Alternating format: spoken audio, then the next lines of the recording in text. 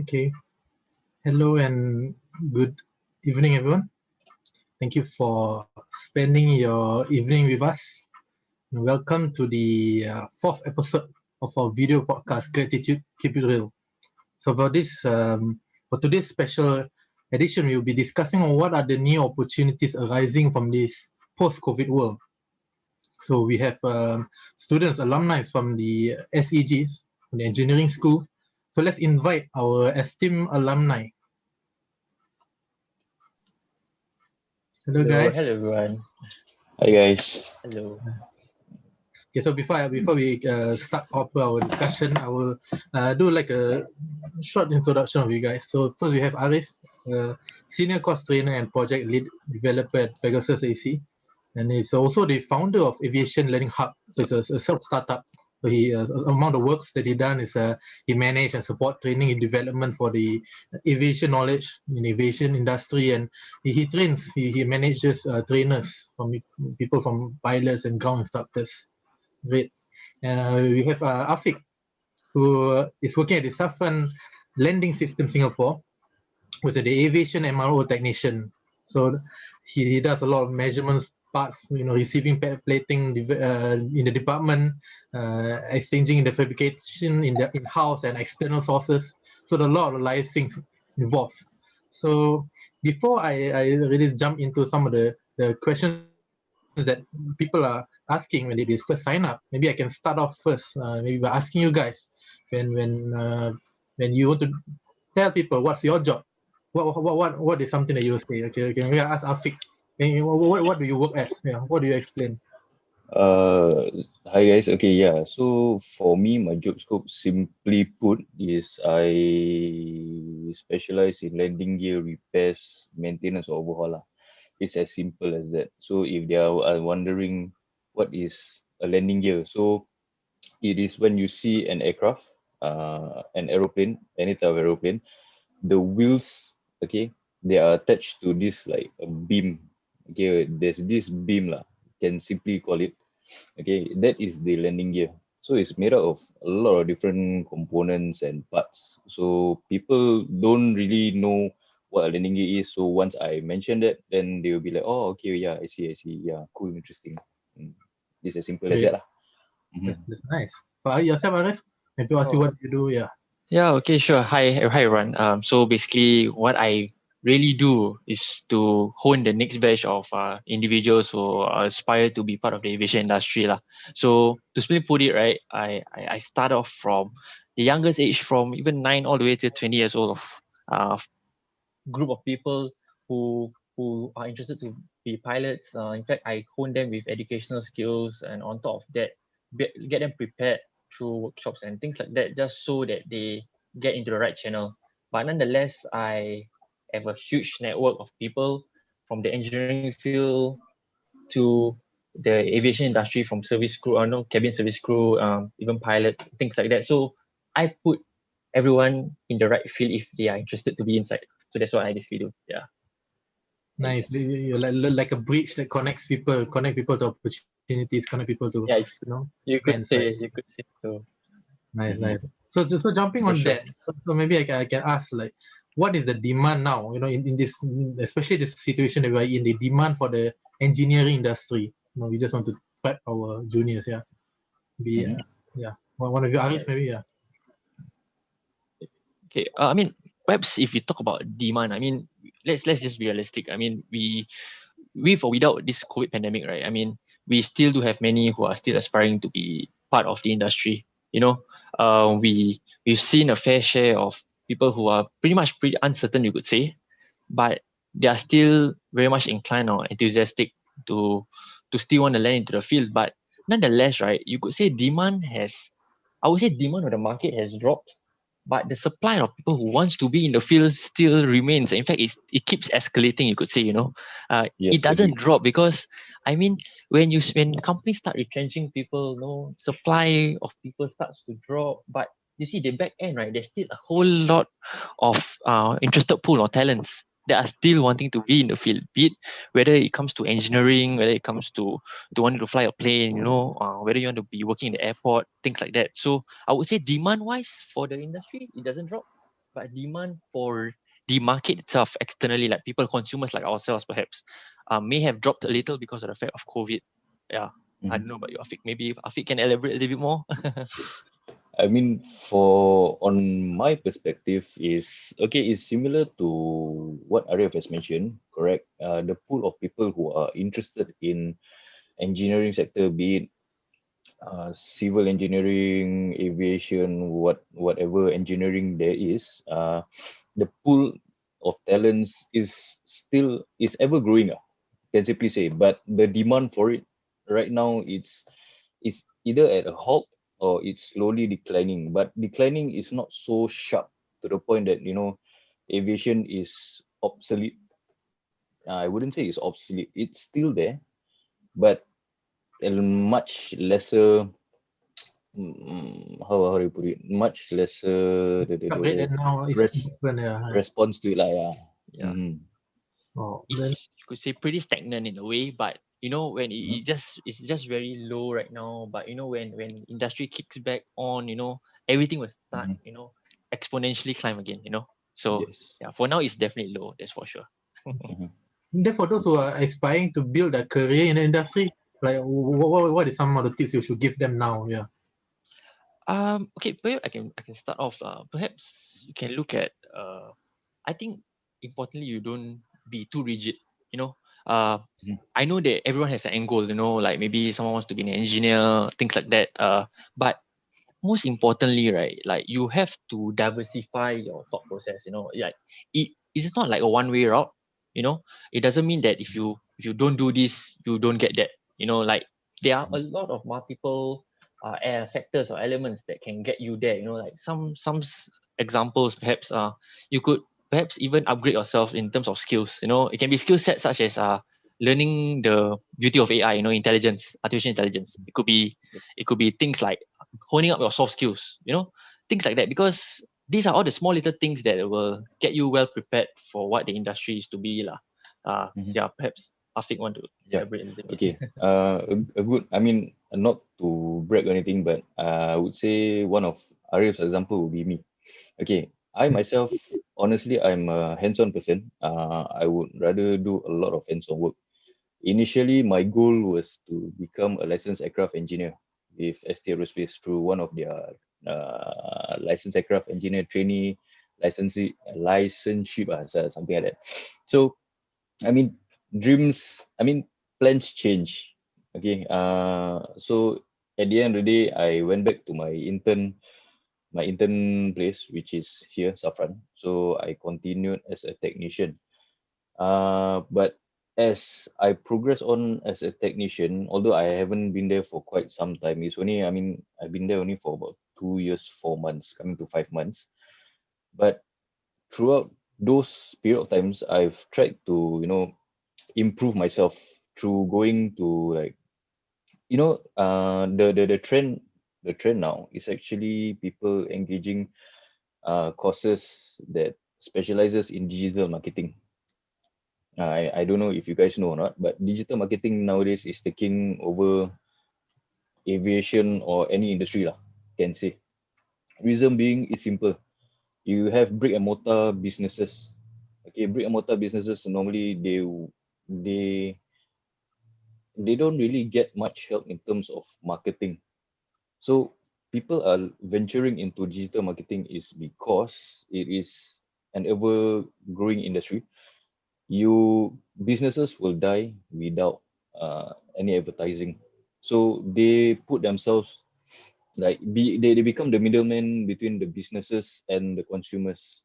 So I feel that it is good to broaden your horizon, because for me last time I was always thinking like I just want to become an engineer, but then after NS, plans change. So I didn't take that route. So I became a technician, and then from there, I started to branch out to different scopes in life, like soft skill, like digital marketing, how to do advertisements, how to run my own Facebook advertisements, all that. Yeah. So it is really interesting, especially now during COVID, you cannot stay rigid.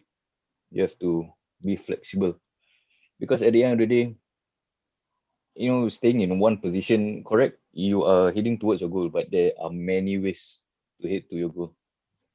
Just don't stay I rigid. mean, to top it off, I mean, nevertheless, right? I think Afiq pointed out a very valid point. In fact, a very good point that you should never stay rigid because, I mean, regardless of what industry is, I mean, especially for aviation per se, right? It is a very dynamic industry. You know, it's ever changing. Global context, you know, when one country is affected by something, you know, our own country as a hub in Singapore being the air hub, you know, we are also affected by external factors, you know. One such, of course, with COVID, you know, these are such exogenous shocks to what we have been priding over the past few years. You know, we've been very proud being one of the air hubs in Singapore. But you see, when we are just so, you know, we are so rigid and we are just so positioned to just one thing, when things like these externalities come into play, then you know you start to tremble and you start to, oh, what's next? You know, am I going to lose my job? You know, what's next for me? So the only way to go forward then, I would say, is really to upgrade ourselves. I mean, through, like I said, minor small skills, you know, just short courses, things like that, just gives you that added value to whatever is the bigger goal at the end of the day. Yeah. Yeah, correct. It's nice. I mean, you all brought out an interesting point about learning new skills. I mean, especially this digitalized future in that sense. So is that something that will be the new norm that beyond the course that we are learning, you know, in poly and, you know, further on, these extra skills will then be the age that employers are looking for? You know? I would say for Yes. sure. I mean, without a doubt. I mean, let's just give an example. Okay, like, I mean, we look at. I mean, especially we're looking at aerospace industry. We talk about companies like Airbus and Boeing. You know, I mean, Boeing themselves has been creating the next generation of planes. You know, like there are no Boeing 777X that's comprising of about 300 um, 3D printed parts. You know, we talk about 3D printed parts, and 3D printing is like the next thing. You know, we are talking about a disruption in your supply chain. You know, when things are, you know, from raw labor materials going to the next line. You know, when people start assembling stuff, and it all has been replaced with just one machine that can print out stuff. But you Yep. see, that machine isn't by its own. You know, there has to be humans behind it that Yeah, create that correct. machine, you know, the software and things like that. So this is where the industry is definitely heading to. I mean, nonetheless, basic fundamentals do not go astray. You definitely do need to know, like, what is it like, you know. You cannot be an engineer if you don't know how to fix a plane and you don't know what's the ins and out of a plane, you know. But you know, all these things, all this technology that is being embedded in the industry are there to supplement, in fact complement the human nature of things. It is not there to kick out the human race, you know, but it's there to complement and supplement. I mean, there are things like, you know, inspections, you know, like we are looking at drones being used in the future for sure. I mean, you know, because when it comes to human, right, the aspect of human factors are when you know when factor in the fact that fatigue level, you know, just, you know, Yeah. that day you just become so moody, just restless, you're not focused. The element of a robot or drone, they don't have the element apart from the fact that maybe their battery is going to die, right? True. But then nonetheless, the humans behind, the brains behind it, it's what truly matters, and that is where we are heading to. That's why we cannot be too rigid, like hoping that no one is going to replace our job, but more of what is there to enhance our skill set in the future. Yeah. It's like it's basically like a supplement to the human touch. That's all. You know, you're trying to reach for something, your arm can't reach far enough. So basically, you just use either a tweak. You know, that tweak is actually that robot or that enhancement. I probably say lah, I think especially right now. that's a good point because uh, we have to understand, like, the new technologies, they are not there to really destroy jobs, but they are there to improve the jobs actually. So we might not have the necessarily the same jobs that we were doing, but we have to adapt, right, in a sense, right? For So sure, Yep. for sure. I mean, just to wrap it up for that portion, I mean, if you look at it, uh, you start to realize, right, like the value of a job when you have AIs or for the matter technology starting to substitute your job for that matter. You see, if let's say a robot or a machine can do the job better, then you got to start questioning yourself, like, oh, so what then can I add value to that robot's life or to the organization's structure, you know. So definitely it is a good wake up call. I mean, COVID has definitely accelerated the whole process. I mean, if you think about it, with, you know, now having everything on Zoom, you know, it's it's just even you think about it, it's back a year ago, right? We've never really leveraged much on such mediums, but now with COVID, right, you start to realize the importance, the value of your job and livelihood. You know, yeah. Mhm. Yeah.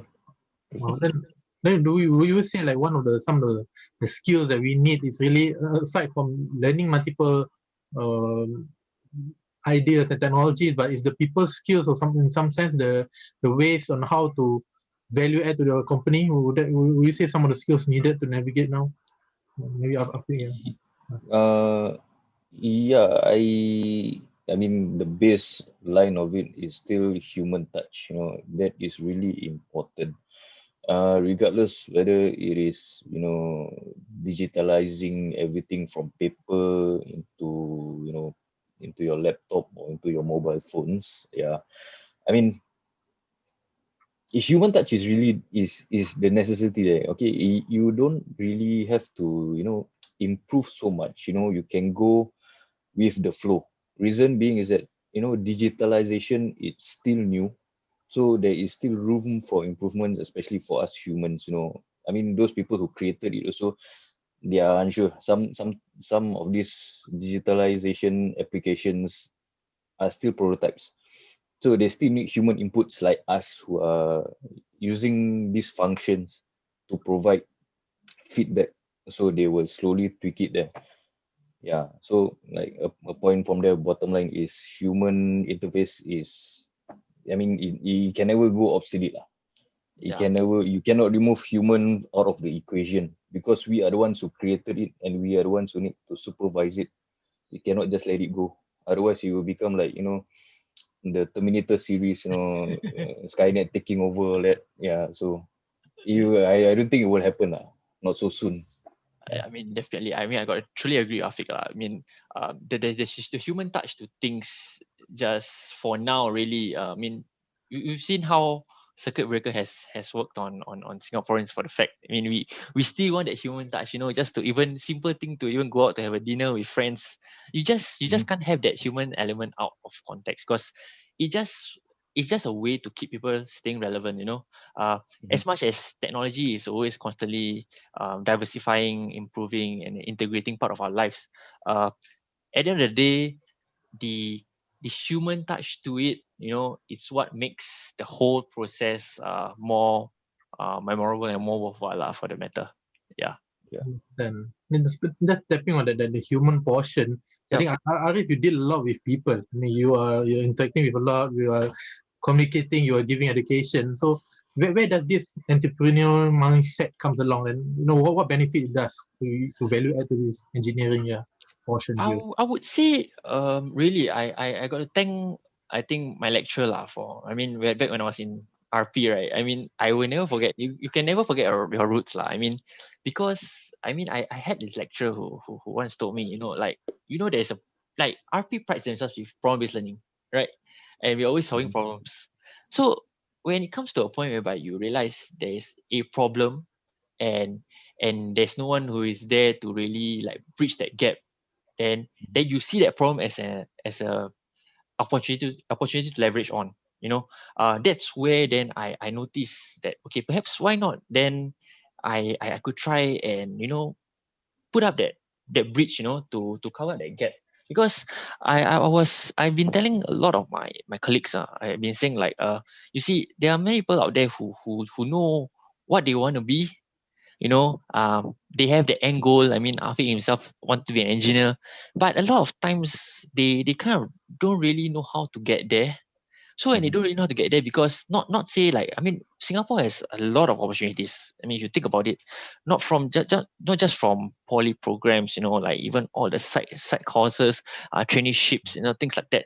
But the thing is, what then puts you at an age to then closing up that gap to be where you want to be, right? And I've interacted with a lot of people, like, we've seen a good fair share. I mean, I've talked to organizations who are, they themselves, like, is a local flying schools, they're there to hone the next batch of young kids, to be the eye or the image of Singapore, flying for the local brand, like Side A, things like that. But you see, a lot of times, right, the common problem that they face is that how do I stimulate the demand, the demand of these people? Because the thing is that the demand is there, but they are unable to reach that gap. So this is where then I find that me leveraging such an opportunity keeps me intact, getting people across to industry more effectively lah.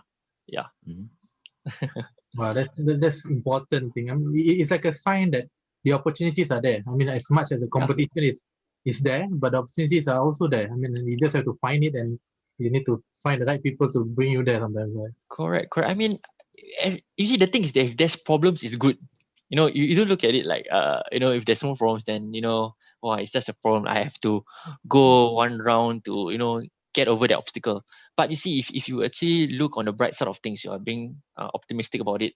Sometimes you being that bridge, right, to try and resolve that problem altogether would then be of a not just a benefit to you but also to the masses, and that's what makes you human sometimes. It's not just for your own self gain. It Yeah. it actually makes me really happy for the fact that it does benefit people, and that keeps me going, I would say, because Mhm. the ability to also network with others out there, knowing their own problems, their societal problems that they are facing as in the industry or in the organization for that matter, uh, keeps me in the loop that look, uh, the problem is never going to die off so fast.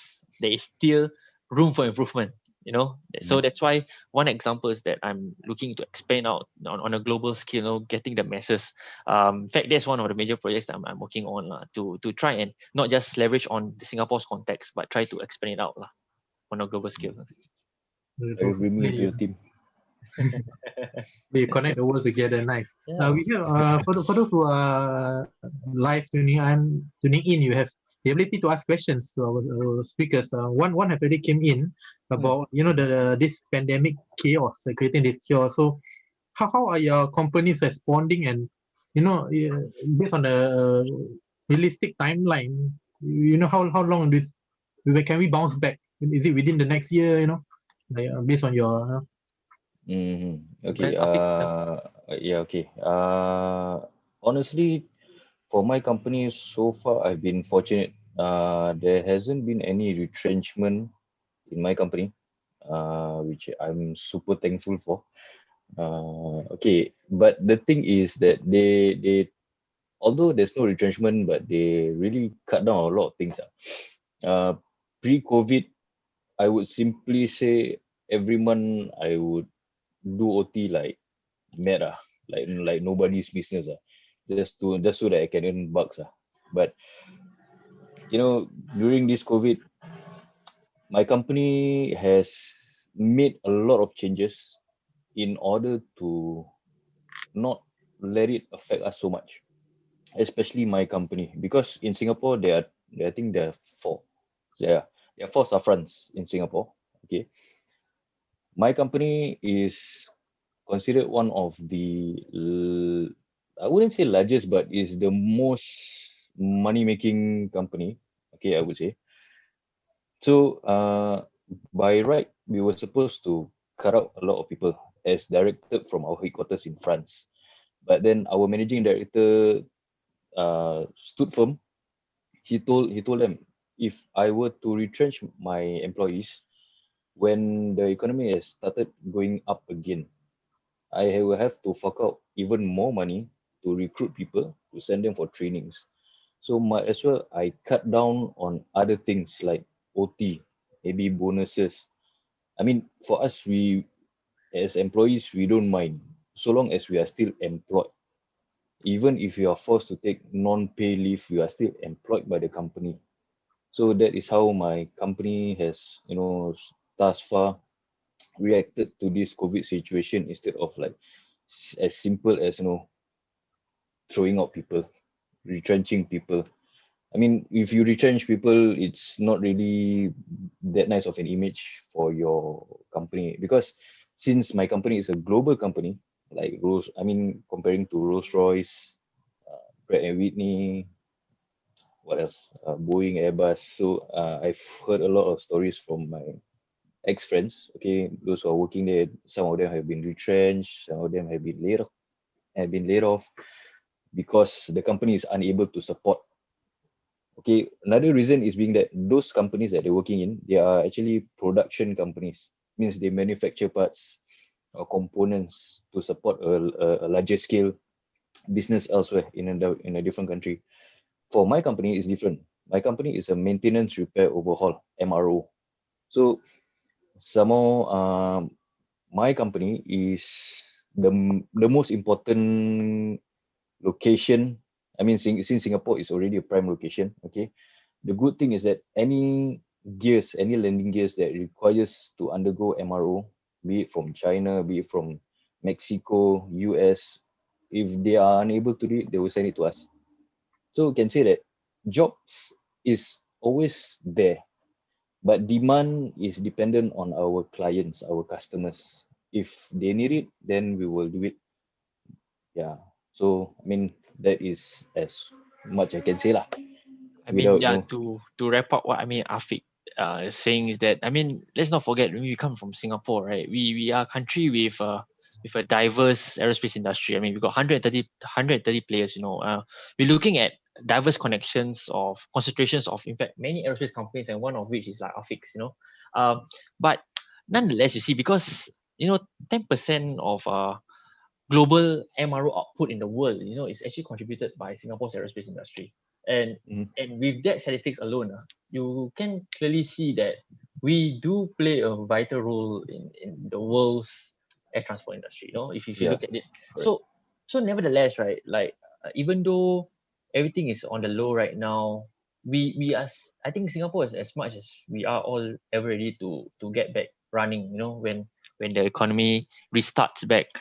We are looking at perhaps, I mean, 1.5 years to 2 years of recovery. I mean, because if you really look at it, right, it's this pandemic has really overshadowed a lot of businesses. I mean, if Mhm. we've seen, I mean, Afiq has also mentioned about the fact that production sectors are having it hard, retrenching workers, things like that. I mean, the truth of the fact is that we've always been emphasizing the idea that technology then is going to start ramping up, and with technology coming into place, then what is there for the production sectors to put them on the upper edge to things, So you see, there's a lot, or as much as a lot of diversification happening, there are a lot of companies, in fact, industries that ain't going to be doing so well.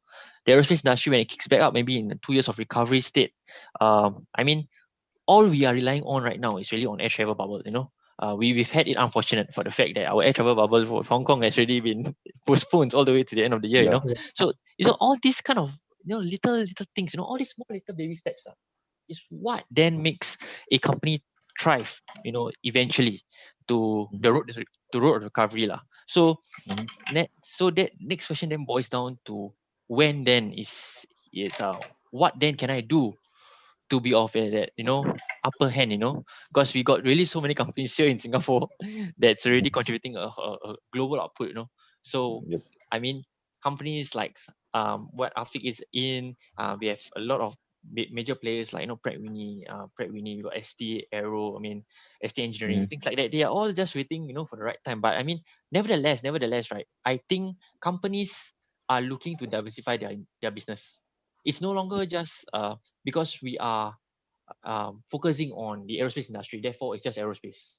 I mean, I've Mhm. seen companies, in fact, articles in news, we've been looking at companies who used to be just manufacturing and processing plastic materials. They're now looking into semiconductor materials, because for the fact that you see technology being the next in thing, Mhm. people are all always on their tabs, on their phones, new technology coming in. So the industry will definitely change, but nonetheless, the aerospace industry, as of what it stands right now, the hard fact is that it is still not going to be of a smooth ride, for the fact that as long as we don't really have a vaccine that's happening out for us, we just got to cross our fingers first as of now. Yep.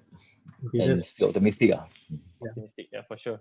Yeah, it's more complex than we can actually like Yeah. give a clear answer, because a lot of players, a lot of chain reaction, a lot of events that will shape even the one company itself, right? So, wow. Yeah. Correct.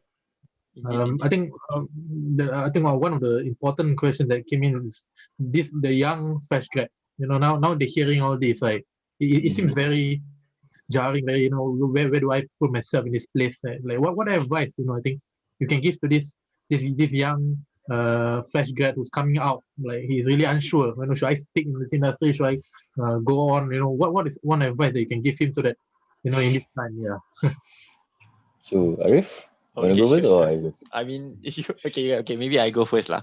So, Okay. I mean, if you look at it, right, being a fresh grad, I mean, if coming in for fresh grad, I mean, totally with no experience, then what then should make you an outstanding candidate to be in the industry or in the organization for that matter? Because that should be the next question in line. Because if you look at it, right, uh, there are a lot of, in fact, undergraduates who perhaps before they even do come out from schooling, right, they are still trying to find as many means, even through sourcing of internships and things like that, just to get that upper hand, trying to get the experience, something of that matter. At least I can say that I did something related, I did something that actually developed my individual skills, capabilities, soft skills, things like that, anything. So the thing is that you got to start questioning on what is the upper hand that you have, compared to many other people out there. Because let's not forget, we live in a very competitive society, lah. So there is really so much more that one has to do, to really stand out. And it's no longer just about paper qualifications. I mean, as much as yes, it is an important next step, right? To climb the career ladder and things like that. But then what is it that you can value add to the company? Like it's just small little things. Even if I would give you a advice or for the matter, I mean, let's just look at the aerospace industry for the matter. Let's see, example, the WSQ or WSG. We do have like traineeship programs, right? I do know that as much as everybody who comes out, very gung ho, you want the job, the right pay, things like that. Mm-hmm. But you see, sometimes what you really need right now is a job security, right? Because industry is just so bad. So Yes. land yourself somewhere first, that gets you going, even though you may not be of the right pay that you want, things like that. I mean, let's just be honest. I mean, the pay is, if you are really in for the passion, it's good, but you still do need the pay to supplement you. But then nonetheless, don't be too over ambitious first, as much as by nature you are ambitious, but look at it on a smaller baby steps first, trying to get there. Yeah. Develop on that aspect before you triumph lah. Yeah, Afiq. Yeah. Beautiful, I mean beautiful. that is a real life case scenario for me lah. Because like I said, I really aspired to become a licensed aircraft engineer, but plans changed. So instead of aiming up here, I set my goals realistically. So I took baby steps. So right now I'm actually here. So there's this much difference. But to top it off, right, I don't think it's really a bad point, because especially in the aviation industry, like what Ariff brought up, the most important thing, especially the aviation industry, is experience. No matter what, okay, experience is really important. Without experience, people wouldn't really, you know, put trust on you, regardless whether you are doing something big, something small. Experience, no matter how, yeah, like what I said, big or small, that every experience count. If let's say you're sweeping the floor in an aerospace hangar, it is still considered experience, because you are already in you're already in the right context. Okay, your surroundings, you're already in an aerospace sector, so you can start looking around, start to observe things. If you're really interested, try. People say don't be a busybody, right? Like your parents may say, don't be so kepo. But then, to get experience, you really have to be kepo. If Knock on the you don't door. kepo, yeah, sometimes you don't knock on the door, you just have to barge in. Yeah, that is what I learned lah. That's what I experienced, because when I was starting off at work, my fellow technicians, they weren't really those type of people who really slowly guide me, but instead I would have to watch and learn, be capo. If they are doing certain tasks, then I will like just sneak up behind them, see what they're doing, learn from there, and slowly I will ask questions around. Through that, I gain experience. Through experience, employers, okay, would trust you more. Simply put as that. I mean, it is really crucial. I mean, if you are thinking of like promotion, you know, if let's say you're already in a corporate world, okay, you are trying to climb up the ranks. In order for you to be promoted, you need to be able to show that you are competent. How do you show your competency is through experience. What you do. What you do will reflect on how people look at you. Oh, this guy is good. He can do this, he can do this. But in terms of the quality, maybe you can slowly catch up on that. But you know, at least you have shown that you are able to do it. You are willing to do it. You have the guts to do it. Okay. Like the question asked, what is most essential? I would say bottom line is experience. Whatever it is, experience. Don't be afraid to like explore other industries. You don't be like we also mentioned throughout the whole session. It's about not being rigid. Don't ever stay rigid, especially now. Especially now, don't stay rigid. You just have to open up your eyes, be willing to venture to other sectors lah. You don't have to necessarily permanently shift to another sector, but just to be able to tap into it. Like that, you're being more outstanding because you got more skills, you got more experience. So people were like, hey, this guy is reliable, yeah. He can do a lot of other things. He can do digital marketing, he can do advertisements, he can do engineering work, he can calculate maths, he knows how to talk with people, yeah, all that. So it's really, really important. I mean, to just add on a little bit lah to Afiq's, I mean, we said a lot about knocking the right door and opportunities. I think especially for fresh grads who are just coming in, I think first and foremost, at least put yourself in the eyes of the recruiters. What I mean by this is that perhaps you can leverage on things like LinkedIn. Things that keeps you in the social circle of the industry.